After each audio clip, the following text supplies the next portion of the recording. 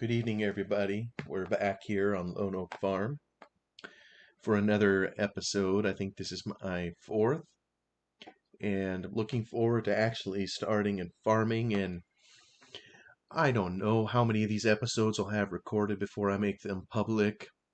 Maybe I would ask if any of this history or commentary is of interest to anybody. I really can't tell. It's interesting to me, but I realize I'm quite biased in the matter because I grew up in the area and have been around it all my life, so it's really interesting to me. But maybe some would wish I would shut up and just get to the farming. But kind of like I've done in the past, I wanted to start a little bit on the map. And I believe everybody knows, if I return to a different camera, this right here, of course, is the pond. And you come down the road, and there's a road all the way here down to the water. The island's over there. I think anybody that's played the map, they know this. And there's kind of a fence over here to get into this field. There's the dike for the dam that holds the water back, and so forth. So I wanted to look at some pictures of this area back when I took them, and it was early in the year. So, oh, there's that dog that followed me all over the property. The pond is just to the right of us. It's out of frame. This is looking to the north. You can kind of see the fences here. We're kind of in that grassy area on the road. Actually, part of the road went down here. When I was a kid, that's where the road went. They later built part of it here, kind of where I'm standing and took this picture from. So I'll just scroll through a few pictures of this area as I went down there. There's a tree kind of in the middle. You can see the pond beyond. That's kind of what it looks like in real life.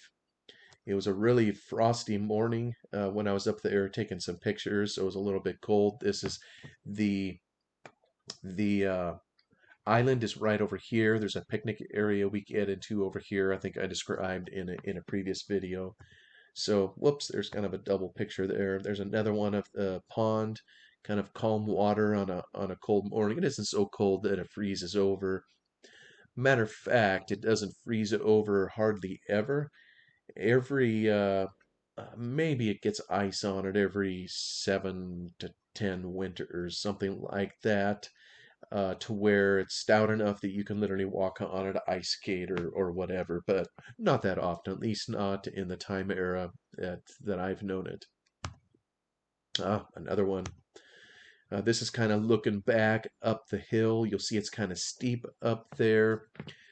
This up here is one of the machine sheds. The slurry tank on the map, the farm sim map would be kind of up in this area up here just to help you get your bearings. This is up to the north of that field, kind of below the hill.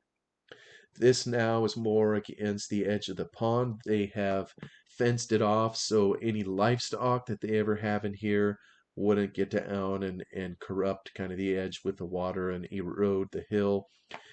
This is kind of something new. I know as a kid they didn't have the fence in here because they generally didn't have any livestock in here, so we could go straight on down the hill and do swimming in the pond or whatever. This over here that you see is an irrigation setup. There's power brought in and they can lift water out of here. They've irrigated this field from time to time, this field over here from time to time, and water's pulled to irrigate clear up at the house, up at the top of the hill, just in the yard and what have you. So there's pipe change. Now this here, the irrigation system is just to the right out of the frame, and this is the dike, that heads across the dam that holds the pond water back.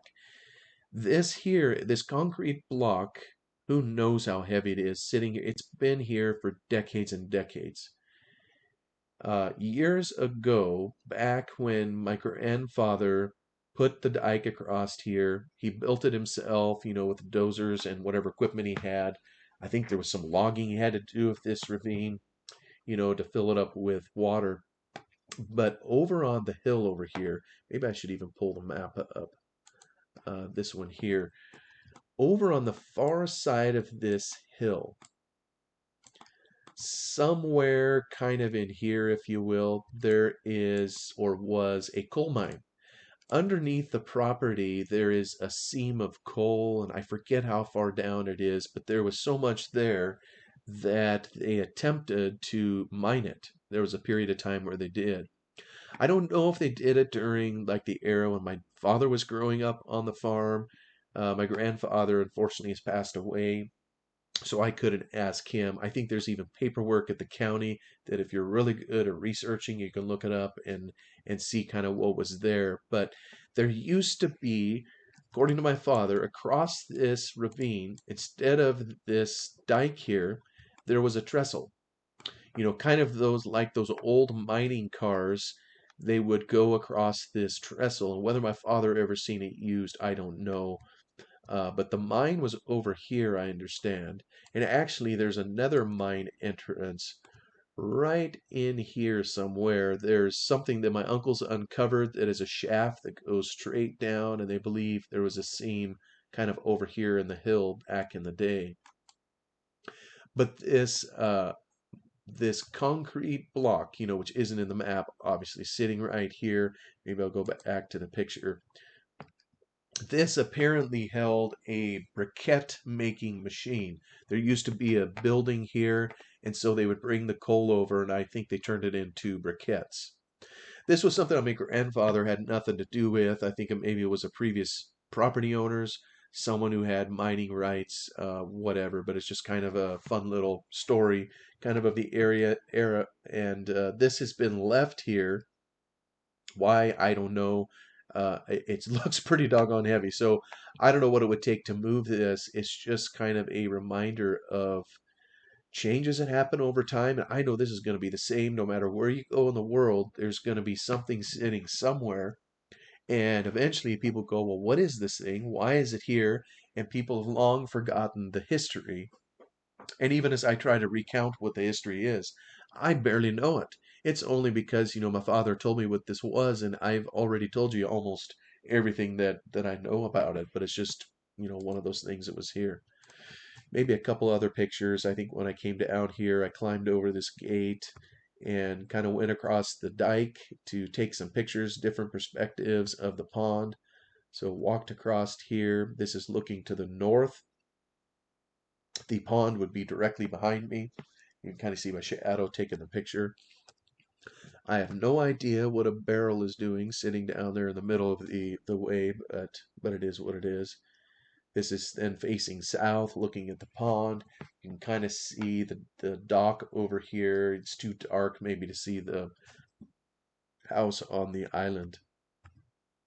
Another angle kind of looking southwest, more towards the road that heads back up towards the farm.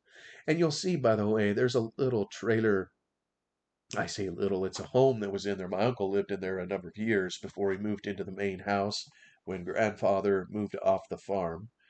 When I say moved off the farm, he died. I mean, he literally died in his house. But my uncle lived here. I think Bullabell chose not to put that on the map, and I don't blame him. So this is kind of looking towards the east, northeast a little bit. The pond is right behind you. That kind of shows what the hillside looks like.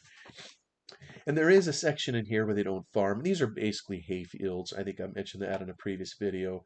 There is a section here they're not able to farm. There's some massive boulders in here. And, it's this actually right at our feet. This part here, Bullabill didn't build into the map. It's what's called a spillway. The edge of the pond comes clear over here, and well, I say spillway. This that probably isn't the correct term. This is if the spillway, which is actually over the center of the pond, not the center on the north end. It's this big old pipe sticking up where water, it's the outlet, and it goes down that pipe under the dike, and then it continues on in the stream.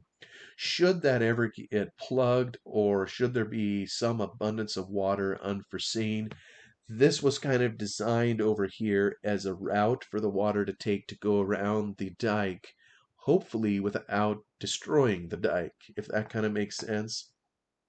You can't really see it hardly in here, but there's these pipes sticking straight up in here. And You can put boards in here to kind of regulate the height of the water if you needed to. But I have a story right here that where I just about got killed. It was in the winter, and there was a decent snow that came by. So I don't know, we had maybe 5 to 8 inches of snow over the top of all this. And to have some fun, one of my uncles took some of I and my cousins out, and we had a four-wheeler, and he was pulling us on inner tubes behind him. So he was taking us for whatever reason. We chose to come up here. It's steeper than what it appears in this picture. That's strange to me how perspective works, but if you saw it in real life, you'd realize it's quite a bit steeper, and this actually drops off into kind of a ditch here. So he was taking us all over here. We were having a good time, and he would come up the hill. And what he would do is he would zoom down the hill, and we were to let go. We were holding on to a tow rope as he would zoom down the hill, and he would then send us flying. We'd kind of zoom around here, and we'd come down the hill over here. Well, one time he came over here too far, and first thing he did was drag me over the top of this rock in here, and I think at some point I let go, and it took me down right over this drop off, and I pretty well had the wind knocked out of me, and this is all frozen ground, and I just hit hard. It's a wonder I didn't crack my ribs. It was a while before I could breathe normal, and I was done for the night. But what I didn't know is that right where I landed, I mean, like you see the wire, I think that's a wire there. There's some crud down in here, and there's these pipes. Had I landed just a few feet further to the south, I would have been impaled on these pipes, and you wouldn't have had to suffer through listening to me on these videos because it probably would have killed me hitting those. Very dangerous, stupid thing we did. That's just one of those things that happened. I'm thankful, of course, nothing bad happened other than just getting a chest ache for a week or two. But that's my story for what happened right here. He missed it, and I'm not blaming my uncle. It was all white. We couldn't see all this. It's just one of those things that happens, and you walk away from and you feel glad nothing worse happened. So I don't know if there's any more. Oh yeah, now I'm looking the other way. Probably obviously walking back. Yeah, that's kind of a picture coming into the corner here where there's overflow protection. Yeah, that's a close-up of the irrigation pipe I mentioned earlier. And then I'm kind of coming back out. I'm going to write that down. I'm in image 198. Maybe we can show some further in another video, but I don't know. Here I've already taken up nearly 10 minutes and probably need to get to the farming. So got the game loaded up. And of course, I didn't drive my tractor home, so you all get to watch me do that anyways. But come back here in game. There it is, parked on the road. I gotta make sure, hopefully, I get it cranked up.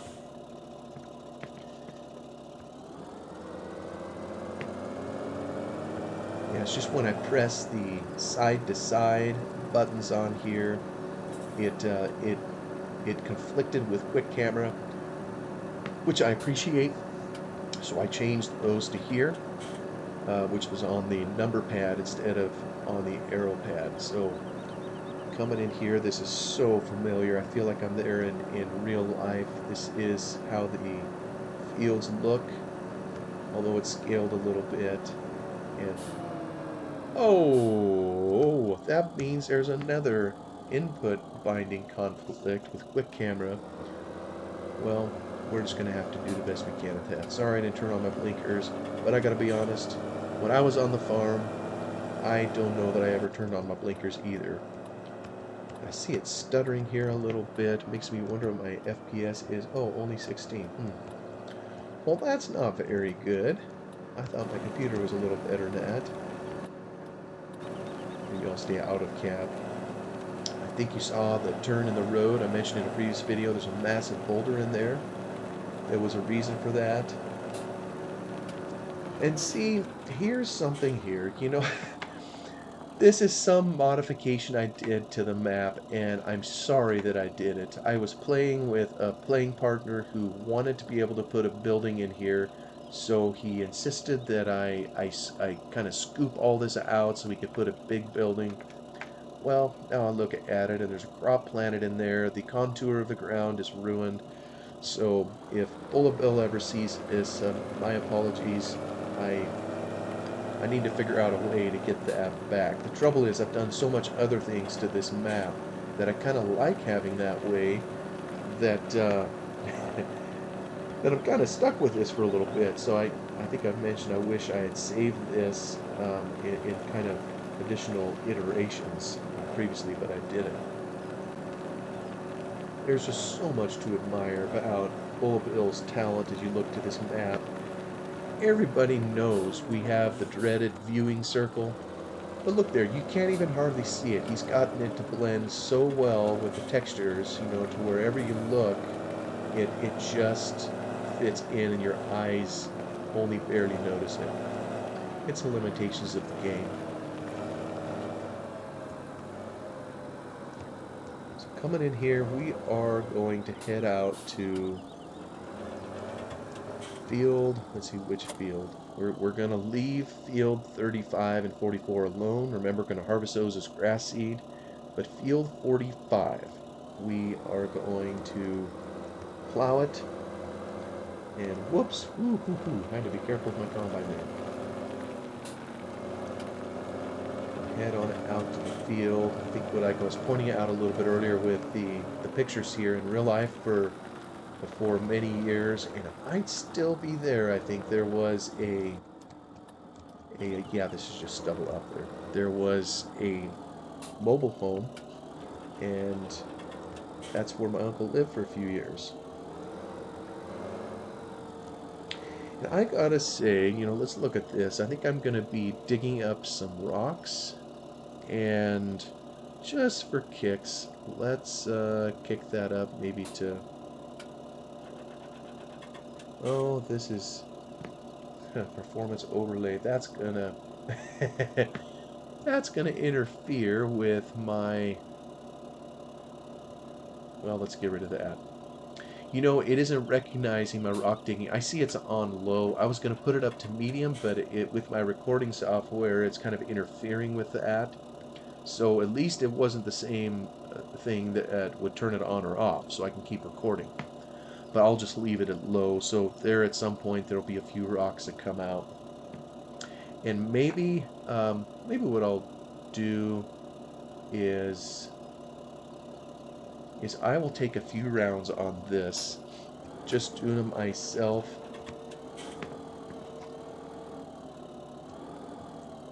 Did that go down? I'm not sure it did. Here, let's send it down. All right. I think it will tear out.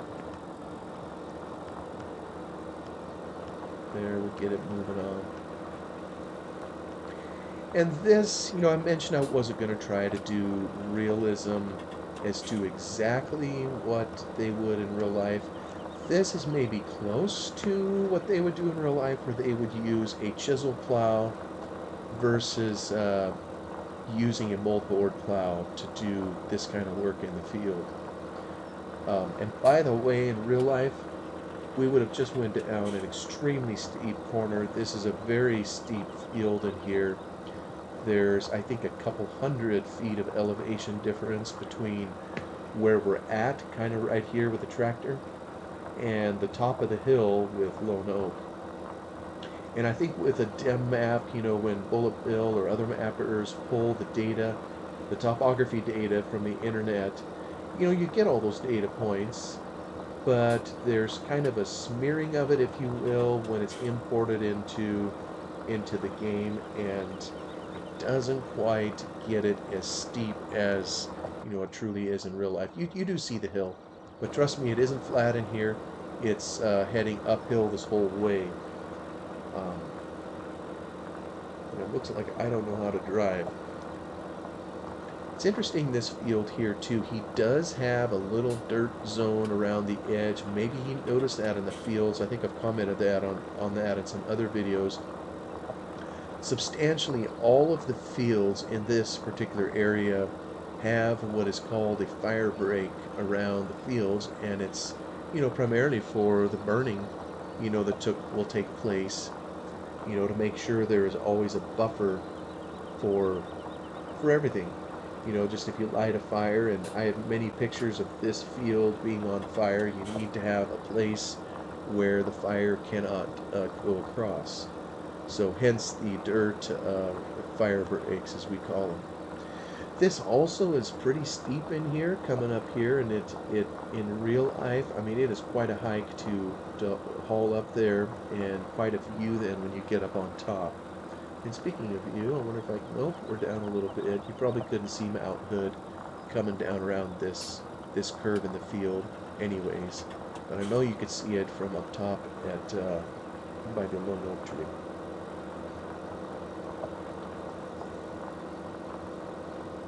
It's been a while since I've played the map. This is beautiful.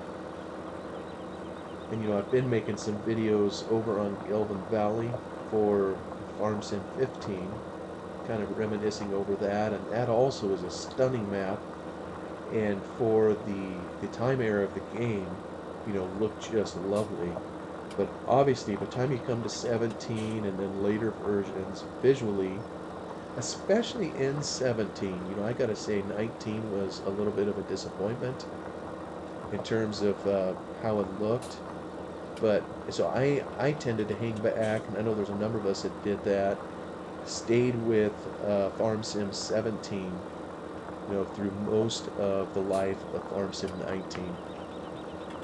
Right on the cusp of Farm Sim 22 coming out, I think I got into Farm Sim 19 a little bit. I still have a save on there. But visually speaking, I think 17 looks much better than 19 even. But it's just kind of cool to see the improvements in the game over time, even from 15. And you know what? I'm wondering, do I have drive control? Oh, I do. Oh, good. Because it's time I set up my differential locks, because I'm going up a slope. Yeah, you can kind of tell the slope in here. It's steep.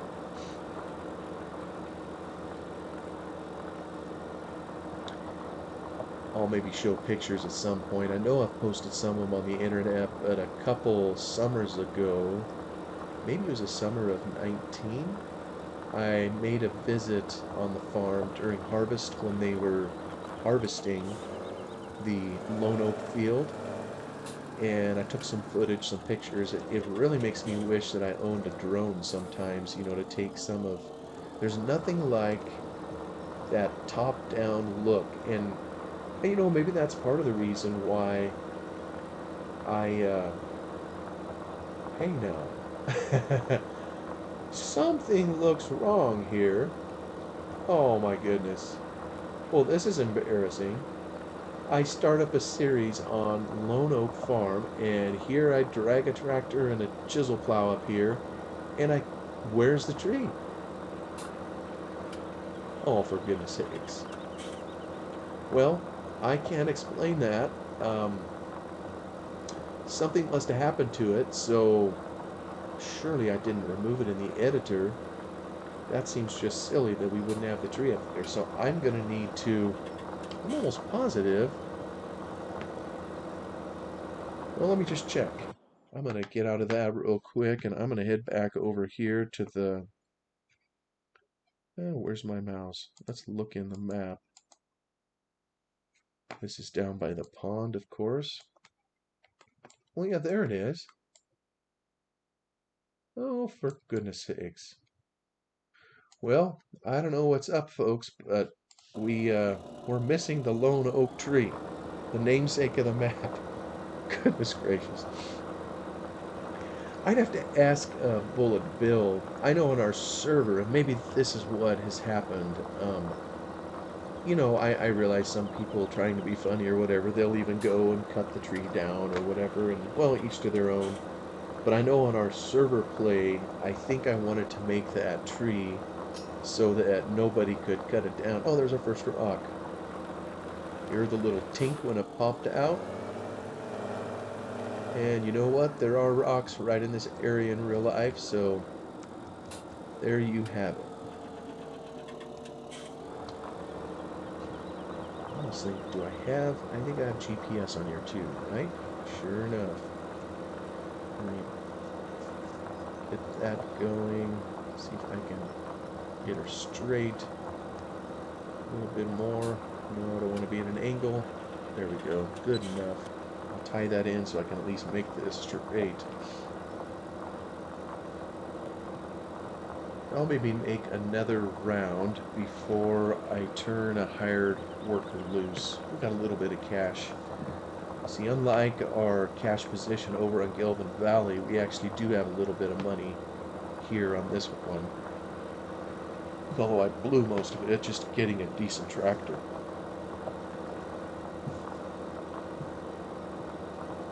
So when I was there in the summer of 19, there was a lot of footage that I took, you know, in this field right here, because I wanted some pictures of harvesting around the tree, and I know growing up and when I worked up here myself,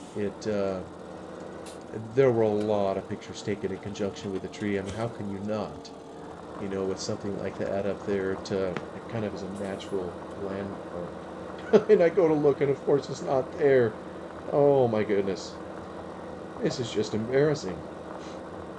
So rest assured, the next time I come back on this map, there is going to be a lone oak tree on it, or I'm going to be toast. I'm not going to have a series if I can't get a tree up there, so... but I'll just take, I think, a couple rounds here so I can get my hired help going to help me out and get this on the way. And I have memories even doing this in real life. I think the time that I particularly remember when I was working it was with a disc.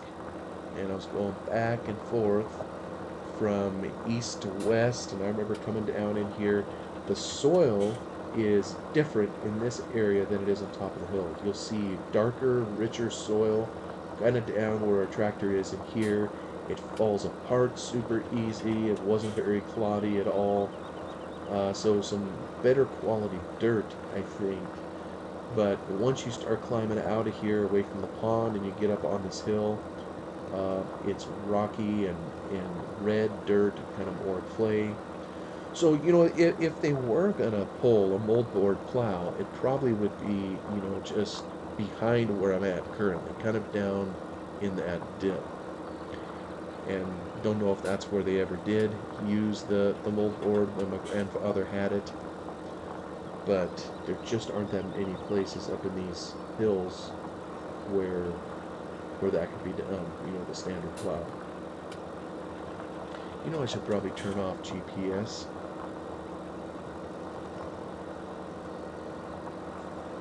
I understand that the GPS that was made for Farm Sim 19 was more realistic than the versions of GPS that preceded it.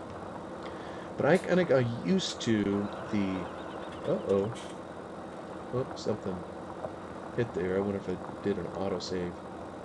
I kind of got used to the version of GPS that we had in Farm Sim 15 and 17, and maybe it also was in 13. I don't recall. I don't know that I ever used it in 13. It was just so easy. And what can I say? You get used to something, and it's... I don't know. I'm getting old. It's hard to change and be more modern, I guess. But I understand the one Wobster did for 19 was more how it works kind of in real life. But I think when I get to this edge, so I'm just gonna, it's a long straight edge here, I'm gonna turn on GPS again and try to keep her straight. And I don't know, you know, on GPS, I don't know that they use it at all yet on Lone Oak. Let me turn this on. You know what? That's probably close enough. That'll keep my lanes from the previous side. I'll just get this foot down. This takes a little while to get in the ground. Send it off. I know we never used GPS back in the day. You know, it was the old-fashioned way when you would work a field and you would look on the far side of the field and pick a landmark, hopefully one that didn't move. Oh, cool, there's another rock. You know, obviously if you picked a cow or something on the other end by mistake, you know, the thing could move and you'd have a crooked line. But you'd always pick something and then steer straight towards it and not deviate to the right or left, and you'd kind of have a straight starting point, and it was kind of a matter of personal pride, if you will, to be able to have a straight shot and to keep it straight all day. And I can't say I was that good of a driver. I mean, it started straight, I can at least say that, but it was hard to keep it straight. Just kind of the nature of the beast. There we go.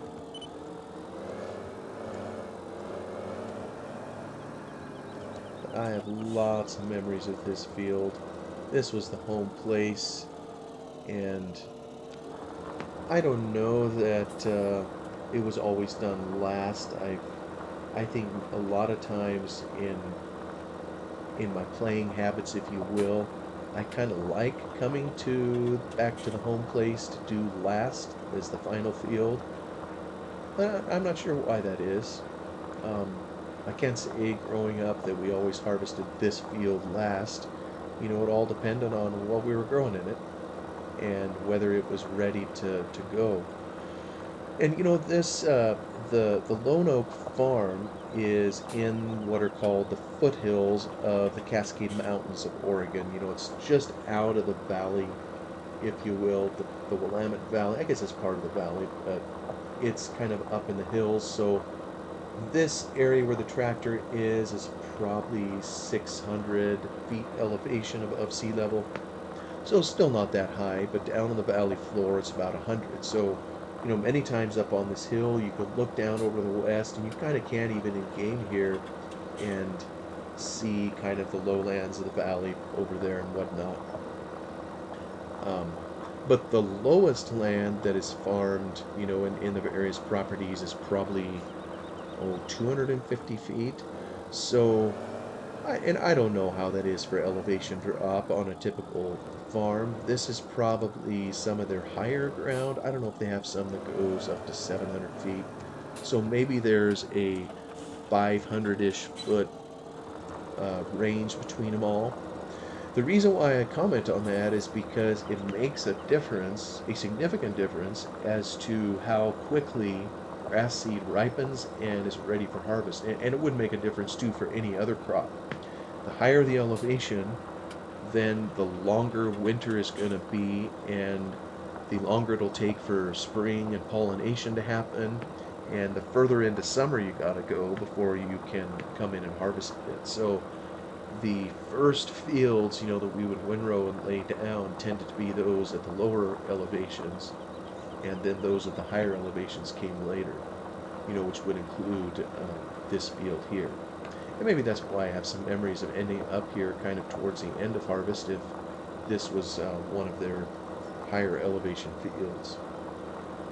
Just was one of those things we had to deal with on the farm, or my uncle's rather.